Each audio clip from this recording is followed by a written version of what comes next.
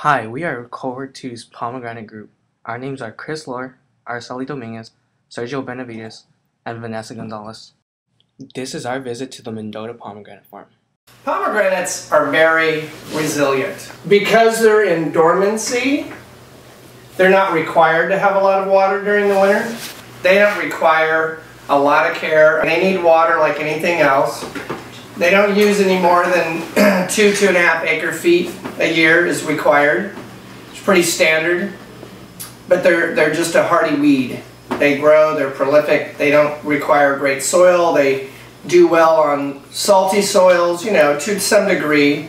Sandier soils, as long as there's some moisture holding capabilities. They don't require a lot of, or any fertilizers to be productive. The trees themselves are very hardy. You can abandon them, leave them alone, and they're going to still grow, they're still going to want to perform. If your soil's lacking and you're able to add nutrition to anything, of course the plant's going to be happier and healthier. Watering, of course, with anything has to do with size. So clearly the more water the plants are going to get, the larger the fruit can be. Pruning and harvesting are your biggest expense to the growth of pomegranates. If you're lacking water, you're going to affect size. Every year pomegranates do their own self-aborting. Like any kind of moisture, the longer you leave it on, the deeper it can go, right? The more water you're applying. The longer you leave it on, the more water you're applying, and then therefore the more potential for that water to go deeper and deeper, soaking it up. But it's also because now you're not watering from here to there, to the next row. So you're keeping your water right where the trunk of the tree is, bottom line. You're not spreading it all around the whole field and irrigating everything like when you would flood irrigate. So I would say 95% of everybody that has pomegranates is on a drip system.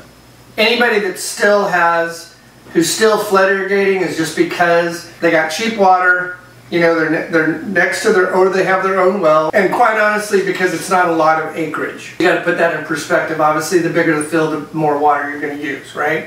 And when you're flood irrigating, you're having to go across the entire rows and then come back, blah, blah, blah. So if you had, you know, 100 acres, well, clearly that's going to be a lot more money than if you just had 15 or 20 acres. We're going to go to Firebox and look at the trees.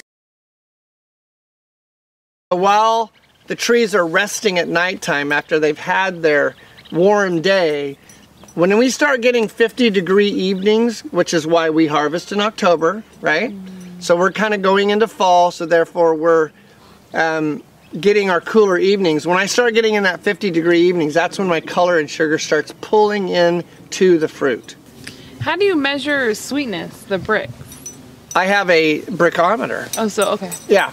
Okay. So I have a little visual gauge that you squeeze a little pomegranate juice on the screen. It's a refractometer. If it stayed hot all night long, the sugars are going to stay in the tree, in the limbs, right? But when you get the cold evenings, that actually pulls the sugar and starts to color the fruit in the evening.